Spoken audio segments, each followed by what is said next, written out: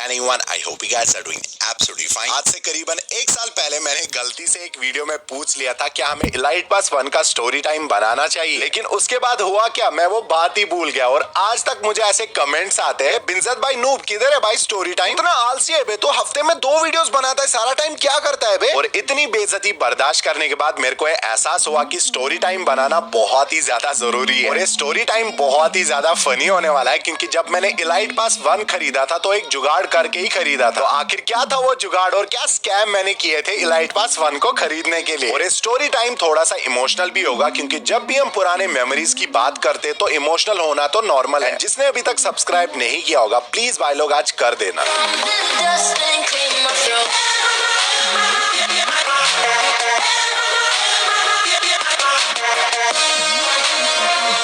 तो ये story time शुरू होता है 2017 में, जब फ्री फायर का ऑफिशियल लॉन्च हुआ सिंगापुर सर्वर में। और आप में से बहुत सारे बंदों को ये चीज नहीं पता होगा कि पहले इंडिया सर्वर नहीं था और इंडिया, बांग्लादेश, नेपाल के सारे प्लेयर सिंगापुर सर्वर में ही खेलते थे। और ऑफिशियल लॉन्च से पहले फ्री फायर का एक और वर्जन था जो कि टेस्ट वर्जन था। और आज से 4 साल पहले मैं बहुत सारी गेम्स खेलता था, जैसे कि clash of clans, 8 ball pool. और एक दिन अचानक एक फ्रेंड ने बोला भाई एक मोबाइल गेम है जिसमें हम स्क्वाड के साथ बात कर सकते हैं। बस इतना ही सुनने के बाद मैं इतना ज्यादा एक्साइटेड हुआ कि मैंने सीधे गेम को डाउनलोड किया। और मेरे को आज भी याद है जब मैंने पहला गेम खेला तो क्लासिक मोड ही था, क्योंकि तब तक फ्री फायर में रैंक मोड नहीं आया था। और ज्यादातर प्लेयर्स रैकेज एयरपोर्ट साइड से ही लैंड करते थे, और वो इसीलिए ये चीज करते थे क्योंकि रैकेज और एयरपोर्ट साइड से बॉट्स भी उतरते थे। लेकिन जब मैंने अपनी जिंदगी की पहली गेम में लैंड किया तो हम लोग पूरा स्क्वाड पीक पे ही उतरे थे। और उस दिन के बाद इतिहास गवाह रहा है कि आज तक हम लोग सिर्फ पीक पे ही लैंड करते हैं। एंड पीक पे हम सब पुराने दोस्तों ने इतनी सारी मेमोरीज बनाई है ना, अभी भी जब मैं पीक पे लैंड करता हूँ ना, मेरे को वो सारे इमोशंस, वो सारी मेमोरीज एकदम सामने आ जाती है। एंड जितने भी मेरे पुराने फ्रेंड्स थे, जिनमें से बहुत सारे बंदे अभी बड़े बड़े यूट्यूबर्स हैं, उन सब से अगर आप पूछोगे ना पीक के बारे में, वो आपको एक ही चीज बोलेंगे भाई पीक घर है। हम सब दोस्तों के लिए वो जगह सच में घर ही था। और उसके बाद 2-4 महीने जब हमने क्लासिक मोड खेला, उसके बाद रैंक मोड फ्री फायर में लॉन्च हुआ और हम सब दोस्तों ने एक साथ रैंक पुश करना शुरू किया। और अभी तक जिस पीक को हम अपना घर बोलते थे, जहाँ पे हम अपनी चोट दिखाते थे, उस घर से हम डरने लग गए। पूरे सर्वर में जितने भी बेस्ट प्लेयर्स थे वो सारे पीक पे ही लैंड करते थे। और डर के मारे हमने पूरे उस सीजन अपने घर को छोड़ ही दिया। और हम इसीलिए मरने से इतना डरते थे क्योंकि हीरोइक के बाद प्लस होता था 2-3 और माइनस होता था 30-40। और इतना सारा माइनस हमारा दिल तो बर्दाश्त नहीं कर सकता था, इसीलिए हम लोग कोटाटोआ उतर के पानी में छुप जाते थे। और उसी टाइम मैंने पानी में एक ट्रिक ढूंढा था जिसकी मदद से आप पानी के अंदर बैठ सकते थे, आपको गोली भी नहीं आती थी, ना ही आप एनिमी को विजिबल होते थे। और कभी कभी तो हमारा पूरा स्क्वाड पानी में ही छुपा होता था। और उसके बाद जब 10-15 एनिमीज बचते थे, हम लोग पानी से निकलते थे और फाइट लेना शुरू करते थे। और सच बोलूं तो तब हम लोग माइंस अफोर्ड ही नहीं कर सकते थे, एक माइंस को रिकवर करने में 2-3 दिन लग जाते थे। और उस सीजन में मैंने इतना सारा कैंप किया था और इतना ज्यादा सेफ खेला था कि मैं ग्लोबल टॉप 3 पे आ गया था। एंड फिर उसके बाद उस सीजन से लेके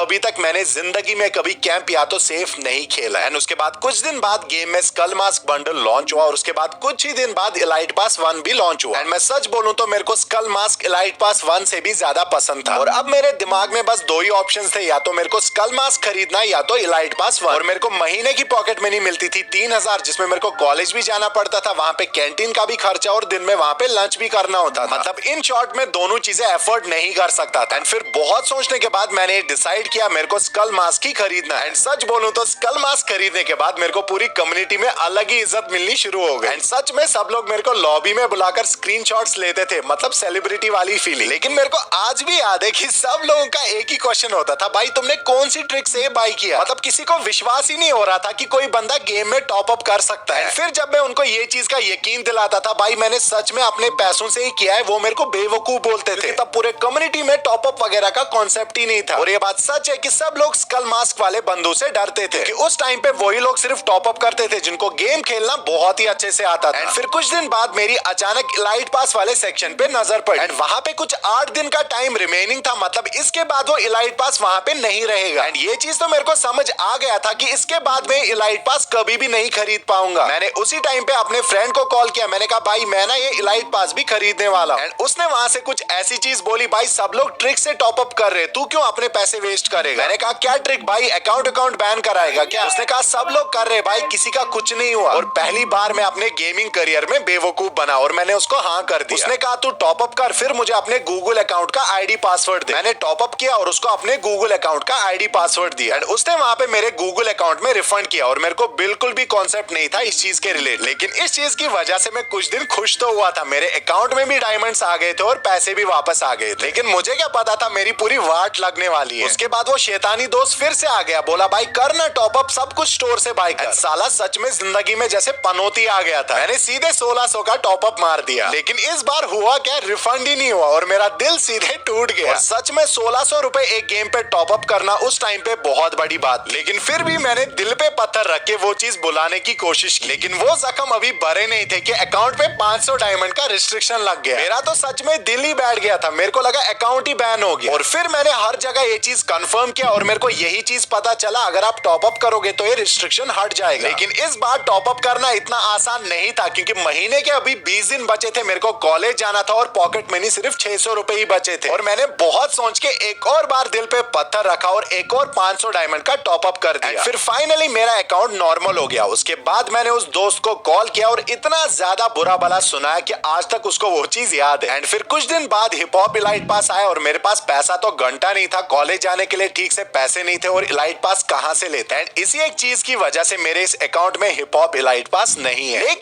लेकिन स्टोरी यहाँ पे खत्म नहीं हुई। मेरे पास एक और अकाउंट था जिसमें मैंने हिप हॉप इलाइट पास खरीद लिया था। अब आप लोग बोलोगे तुम्हारे पास तो पैसे नहीं थे तो इलाइट पास कहां से खरीदा, और मैं यहाँ से बोलूंगा पैसों की कमी थी लेकिन जुगाड़ों की नहीं। और सच बोलूं तो वो स्टोरी इससे भी ज्यादा फनी है। अगर आपको सच में वो स्टोरी सुननी है तो इस वीडियो पे आज पहली बार मैं लाइक टारगेट रख रहा हूँ 1 लाख लाइक का। अगर आप कंप्लीट करा दोगे तो वो स्टोरी भी अपलोड हो जाएगा। और अगर लाइक टारगेट पूरा नहीं हुआ तो स्टोरी टाइम अपलोड नहीं होगा। एंड यही था इस वीडियो में। अगर आपको वीडियो पसंद आया होगा प्लीज लाइक कर देना इस वीडियो पे, चैनल को भी सब्सक्राइब कर देना। Bye bye.